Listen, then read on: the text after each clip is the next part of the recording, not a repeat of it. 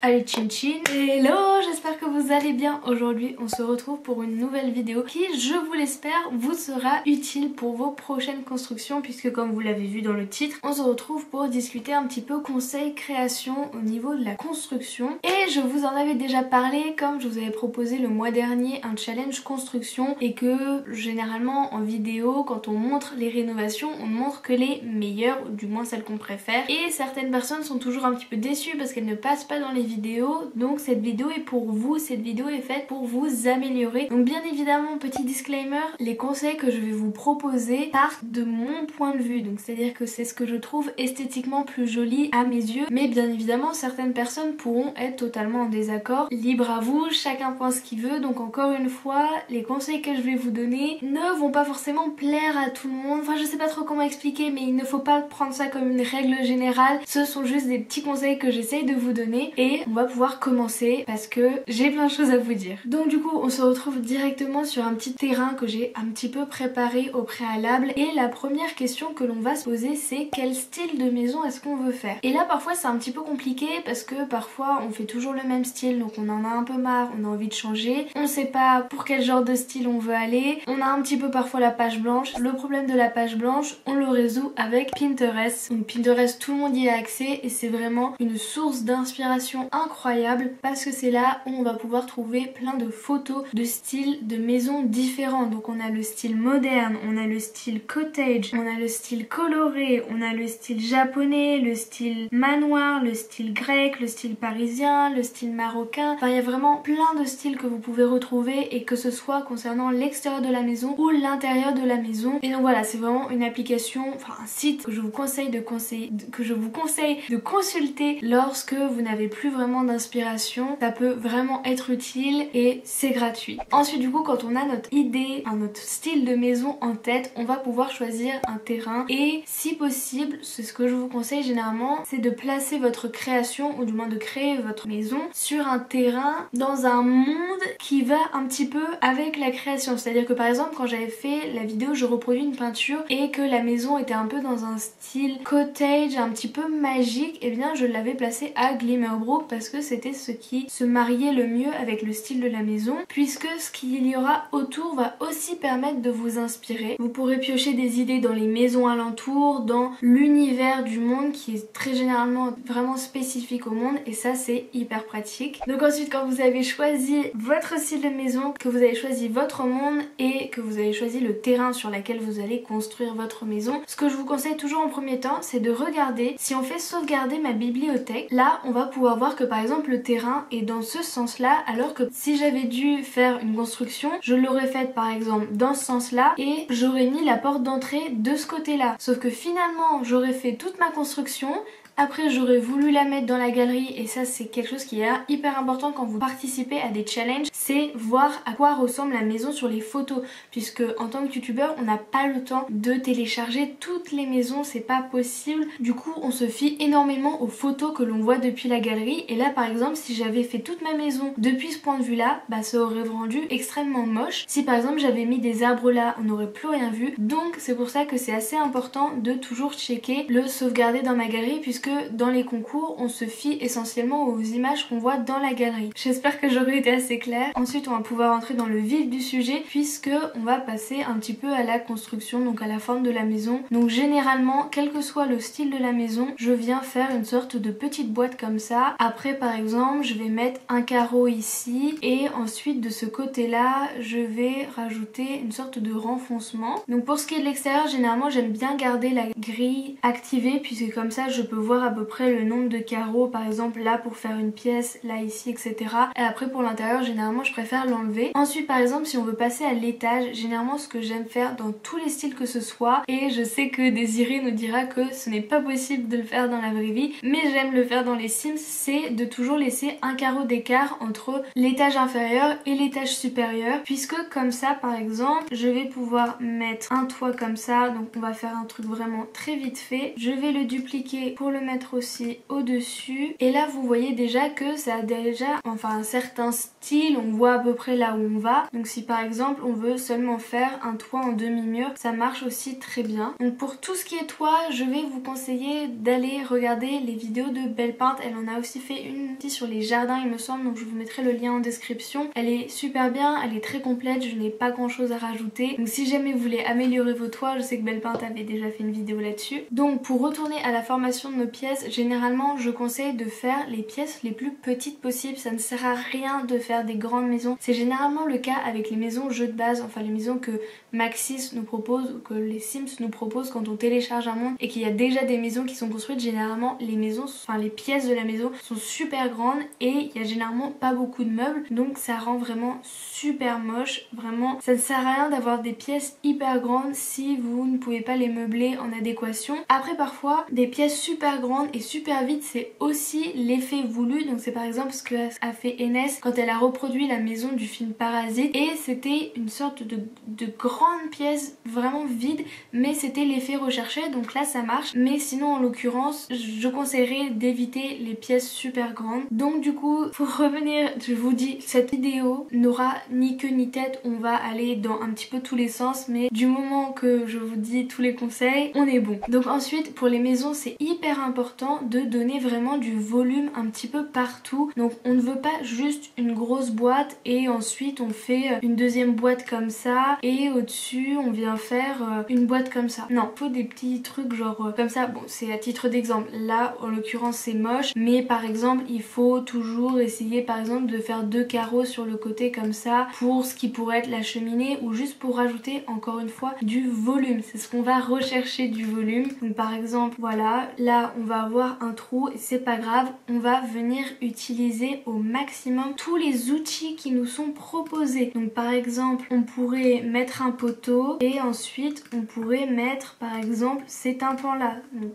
c'est à titre d'exemple encore une fois, mais c'est hyper important d'utiliser tous les outils qui vous sont proposés. Donc les colonnes, les barrières, les escaliers, les rampes d'escalier, les sculptures murales, c'est vraiment ce qui fait la différence dans une maison. Vous avez plein de déco pour personnaliser l'extérieur de vos maisons à volonté, et ça c'est vraiment une catégorie qu'il vous faut absolument utiliser. Et là j'ai mis en quelque sorte mes préférés, donc les gouttières, des pots de fleurs à chaque fenêtre. Tout dépend bien évidemment du style que vous voulez donner à la maison, mais généralement je conseille de mettre des pots de fleurs aux fenêtres. Le lierre, ça va avec tous les styles, ça comble une maison, c'est hyper beau. Enfin vraiment le lierre ça passe partout. Ensuite on a ça, donc les corbeaux décoratifs. Généralement on les voit pas trop, mais ça peut aussi faire la différence. Et ensuite ça généralement on ne sait pas trop comment les utiliser. Donc je vais vous montrer par exemple si on a un toit comme ceci. Je vais activer en appuyant sur CTRL SHIFT en même temps la lettre C. On va activer cette barre et on va venir activer le code BB Move Object, ce qui va nous permettre de déplacer cette petite chose où bon nous semble, et on va venir la réduire parce que je la préfère en réduite. Et ensuite on va tout simplement la placer partout. Donc je viens la réduire avec la parenthèse, avec la touche fermer la parenthèse, et donc voilà. Et après on a une petite décoration de toit qui peut être assez sympa. Donc bien évidemment après il faut pousser les choses, il faut mettre par exemple une autre toiture, il faut changer la couleur, etc.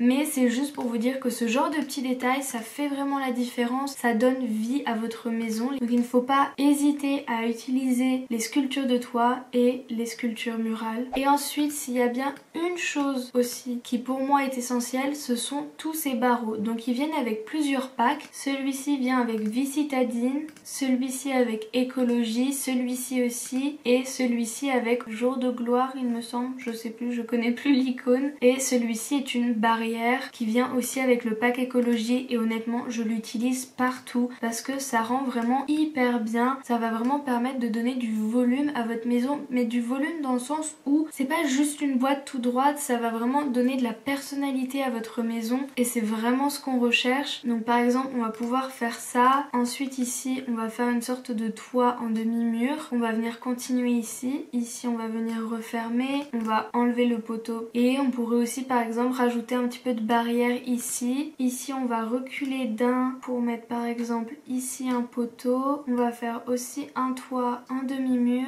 Et donc là par exemple on pourrait faire le coin juste en barrière comme ça. Et ça va vraiment rajouter petit à petit de plus en plus de détails à votre maison. Et c'est vraiment ce qui va faire la différence. Après on peut même juste en mettre au milieu. Vraiment c'est à vous de voir, c'est à vous d'essayer des nouvelles choses. On peut aussi tout simplement mettre des barreaux si jamais vous trouvez que c'est un petit peu plus joli, un petit peu plus simple. On peut mélanger plusieurs barreaux, enfin bref. On peut faire beaucoup de choses, il faut juste un petit peu se creuser les méninges. Ensuite une fois qu'on a un peu la forme, on va aussi mettre bien évidemment des motifs de mur. Et là c'est pas toujours simple parce que généralement on a chacun tendance à utiliser toujours un petit peu les mêmes. Mais si j'ai un conseil à vous donner, c'est bien d'en utiliser plusieurs pour l'extérieur. Et là par exemple ça c'était des créations que j'avais eu pour la rénovation de mon challenge et on voit bien que les deux créations utilisent des papiers peints différents. Donc généralement on essaye d'aller de la brique avec un autre motif, donc ici plutôt du bois. Et ici pareil, on a de la brique ou du moins de la pierre avec aussi du bois. Et c'est un truc que je conseille très souvent parce que ça va vraiment venir donner du caractère de nouveau à la maison. Donc par exemple, on pourrait faire une maison toute beige. Donc je viens mettre du beige partout et après je viens mettre de la brique au niveau de la cheminée. Je peux aussi venir mettre de la brique au niveau de l'intérieur. Donc là en l'occurrence c'est pas très joli parce que ça fait vraiment sur un pan de mur très long. Vraiment la brique on essaie de le mettre plutôt sur des parties assez petites. Mais bref c'est juste pour vous donner une idée qu'il faut essayer de varier les motifs de mur pour donner encore plus de caractère à votre maison. Ensuite n'hésitez pas non plus à utiliser les frises qui peuvent aussi encore de nouveau rajouter du détail à votre maison et vraiment c'est ça qu'on veut. C'est généralement plus il y a de détails, après il faut pas en faire trop non plus si jamais vous voulez pas trop, mais ça rajoute toujours quelque chose. Et là par exemple on voit sur ces deux maisons que l'extérieur a été extrêmement travaillé et c'est pour ça qu'elles sont passées en vidéo. Ensuite ce qui rend assez bien sur peu importe les styles, c'est d'avoir une sorte de petite fondation. Comme ça vous pouvez faire des sortes de petits auvents, que ce soit à l'avant ou à l'arrière. Et n'hésitez pas non plus bien évidemment à vous éclater avec les plateformes, mais bon ça c'est pas un secret. Et pareil avec les outils de terrain. Donc l'outil de terrain ça peut faire une différence aussi dans une création puisque vous allez pouvoir vraiment modeler le terrain exactement comme vous le souhaitez. Et parfois quand c'est trop plat c'est pas très joli, parfois ça manque un petit peu de peps. Donc c'est pour ça que faire des petites montagnes, enfin, ici j'ai envie de faire une montagne et puis après je vais mettre des arbres, plein de plantes autour etc. Ça peut aussi être très joli. Bon là c'est très moche ce que j'ai fait. Mais voilà, s'il y a vraiment un conseil au niveau de l'extérieur c'est d'utiliser et de bénéficier de tout ce qui nous est proposé. Et la fontaine par exemple on en voit rarement, même moi je ne fais jamais de fontaine, mais ça peut être hyper utile pour faire des petits points d'eau. C'est ce que je fais vraiment très souvent. Donc par exemple on fait une forme totalement aléatoire, après on vient placer vraiment plein de pierres tout autour, des petits buissons aussi pour cacher les bords et enfin bref au fur et à mesure on arrive avec un point d'eau comme celui-ci par exemple et je trouve que ça rend hyper bien. Ça va encore une fois avec tous les styles et ça peut rendre du coup super joli. Ensuite prochain conseil ce serait d'utiliser le mode débogage et notamment si vous avez le jeu de base parce que le débogage ça va vraiment vous permettre d'avoir accès à de nouveaux objets. Donc comment on fait? On revient activer la barre avec CTRL SHIFT et C et on va taper tout d'abord testing cheats true. Ensuite on vient taper bb.show hidden objects. Hop comme ça. Je vous mettrai la liste des codes en barre d'infos et là vous avez pu voir que les fenêtres ont bougé pour la simple et bonne raison qu'on en a débloqué de nouvelles. Et ensuite le deuxième code c'est bb.show leave edit objects. Et comment avoir accès au mode débogage? Et bien tout simplement on vient avec 2 étoiles, ça nous permet d'avoir le débogage et ici on va avoir accès du coup à plein de plantes, on va avoir accès à des bouteilles, à des verres vides, on va avoir accès à vraiment énormément de choses, des choses un petit peu plus bizarres tout de même. Et voilà, ici on a des asperges, on a du poulet, du melon qui ressemble d'ailleurs fortement à une pastèque, mais soit. On va avoir des nouvelles barrières par exemple, des nouveaux murs, ça a par exemple été le cas dans cette maison là, tout ça vient du débogage. Les petits poteaux que vous voyez ici dans cette construction viennent du mode débogage. débogage. Il me semble que ces dalles viennent du mode débogage. Enfin bref, le débogage c'est la caverne d'Ali Baba. On a des bouteilles de lait, on a des cornets de glace, on a des écouteurs, on a vraiment plein de choses et c'est super utile et c'est accessible à tous. Donc bien évidemment après on a des débogages spécifiques à des packs, des add-ons et des kits d'objets etc. Mais même le débogage du jeu de base est super. Donc je vais venir tout bulldozer et on va maintenant parler de l'intérieur. Donc du coup je désactive ma grille, je vais faire une pièce comme ça, j'enlève le toit et cette partie là et on va parler du coup intérieur. Et là mon premier conseil va être assez confus dans la mesure où je vais vous conseiller d'utiliser généralement les objets forts d'un même pack sans n'utiliser que ce pack. Je ne sais pas trop comment expliquer mais en gros tout va se baser sur l'homogénéisation de votre pièce, donc ça va être d'avoir un style assez cohérent peu importe les packs que vous utilisez. Et par exemple si vous prenez je sais pas un canapé comme celui-ci, généralement ce que je conseille c'est plutôt de prendre les fauteuils qui vont avec ou des fauteuils qui sont vraiment dans le même style. Donc on va par exemple prendre celui-ci et après pour tout ce qui est pièces un petit peu moins fortes dans les pièces, par exemple les tables de chevet c'est un petit peu moins important donc non, en l'occurrence pas celle-ci. Celle-ci ne va pas avec. Mais si par exemple celle-ci se marie assez bien et si je veux par exemple un tapis, eh bien on va pouvoir prendre, pas celui-ci parce qu'ils ne vont pas ensemble non plus, mais imaginons celui-ci, on s'en fiche, c'est à titre d'exemple. Ça va être donc de prendre des pièces fortes qui vont vraiment ensemble et qui potentiellement sont généralement dans les mêmes kits, les mêmes packs, les mêmes add-ons et ensuite de customiser avec des pièces qui ne viennent pas de cet add-on. Mais le plus important vraiment quand vous créez une pièce, c'est qu'il y ait pas une âme à la pièce mais que ce soit vraiment homogène, qu'il y ait un style assez propre à la pièce. Donc genre quand c'est moderne, quand c'est kitsch, quand c'est en bazar, c'est en bazar. Enfin, il y a pas mal de styles à faire, mais vraiment essayez de rester homogène lorsque vous créez des maisons, c'est hyper important. Donc en l'occurrence ce que j'ai fait c'est très moche, c'était vraiment un très mauvais exemple. Mais vous allez me dire du coup comment être homogène? Eh bien l'homogénéisation ça part du principe par exemple que on évite de mélanger 90 000 bois de différentes couleurs et c'est pour ça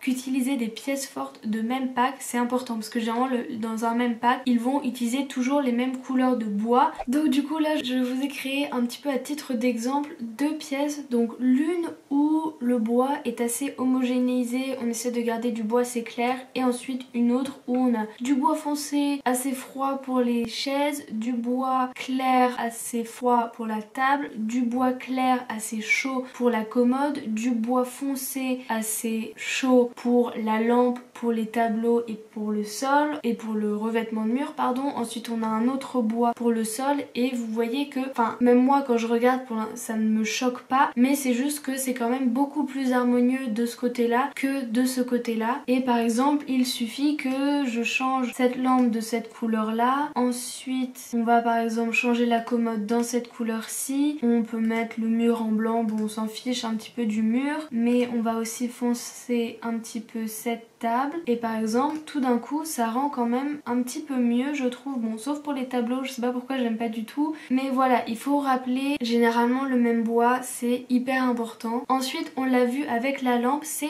assez important de toujours rappeler une certaine même note de couleur, donc généralement ce que je conseille c'est de considérer le bois comme étant une couleur, ensuite blanc et noir comme étant des couleurs à part entière et ensuite une quatrième couleur. Donc ici par exemple c'est le orange mais on pourrait très bien faire de l'autre côté je sais pas une petite touche de bleu, ça aussi en bleu bon c'est très moche là et par exemple celui-ci en bleu aussi encore une fois c'est très moche mais voilà c'est de considérer la couleur du bois que vous allez choisir comme étant une couleur, ensuite blanc et noir qui sont les couleurs passe-partout et ensuite de toujours rajouter une couleur qui va vraiment donner le caractère à votre maison. D'ailleurs si vous ne savez pas quelles couleurs vont ensemble vous pouvez essayer de taper par exemple color palette sur internet, sur Pinterest et vous allez voir en fait des combinaisons de couleurs qui se marient super bien ensemble et qui ont un rendu assez homogène. Ensuite ce que je conseille aussi c'est d'avoir comme à l'extérieur on avait dit deux revêtements de mur, et bien à l'intérieur aussi ça peut rendre très joli. Donc par exemple ici on a notre touche de orange, et bien on va essayer de voir si on n'a pas du orange et on va par exemple aussi pouvoir utiliser ces filtres là qui sont très utiles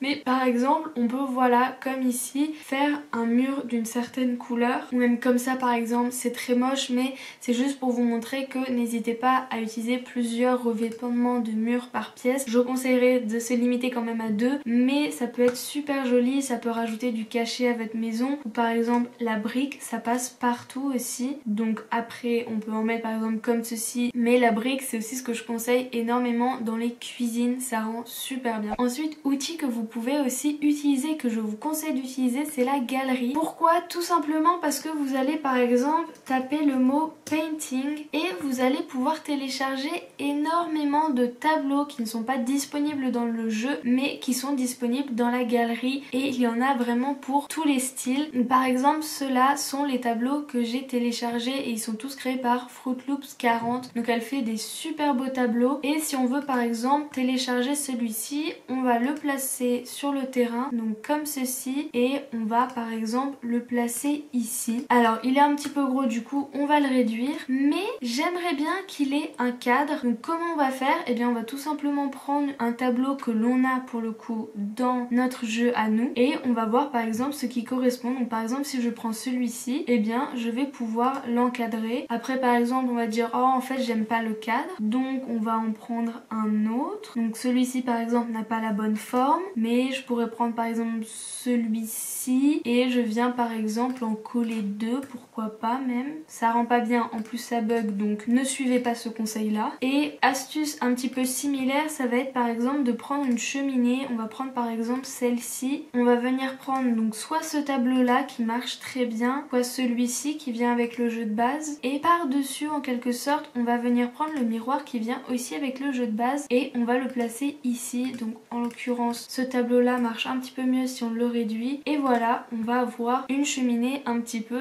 style parisien haussmannien et ça rend hyper joli. Et donc en tant que conseil un petit peu final, le conseil que je vais vous donner c'est de vous creuser les méninges, puisqu'il y a des tonnes d'astuces qui sont disponibles, donc soit sur YouTube, soit vous à découvrir vous-même. Mais par exemple on a ces pots là qui viennent avec dans la jungle, et n'hésitez pas et bien tout simplement à les fleurir. Donc par exemple si vous réduisez des plantes comme ça, peut-être la grossir un petit peu, je vais venir la baisser avec la touche 0 et voilà, et de rentrer tout simplement des plantes à l'intérieur. Ou par exemple ici je vais bien réduire, je vais venir monter la plante et voilà. Et donc ça c'est plein de petites astuces qui existent comme ça. Je vous ferai peut-être une vidéo à part entière avec toutes mes astuces de jeu, mais mon conseil final ça va vraiment être de vous creuser les méninges et de découvrir par vous-même toutes les possibilités qui existent, parce qu'un objet n'a pas forcément une seule fonction dans les Sims, on peut les transformer de toutes les manières possibles. Mais bon, si jamais j'essaie de trouver assez d'astuces, je vous ferai une vidéo à part entière là-dessus. Mais sinon, j'espère que cette vidéo vous aura plu et qu'elle vous aura un petit peu aidé. Je suis désolée, je suis un petit peu allée dans tous les sens, je sais pas si j'ai été hyper claire, mais en tout cas vous retrouverez tous les codes utiles et les manipulations utiles en barre d'infos. Et si vous avez d'autres questions, n'hésitez pas à me les poser en commentaire ou même sur Instagram, un petit peu plus pratique pour discuter, surtout si je dois vous expliquer des choses, mais ça peut aussi se faire dans les commentaires. Enfin bref, j'espère que cette vidéo vous aura aidé, et en attendant une prochaine vidéo, je vous fais de gros bisous, prenez bien soin de vous.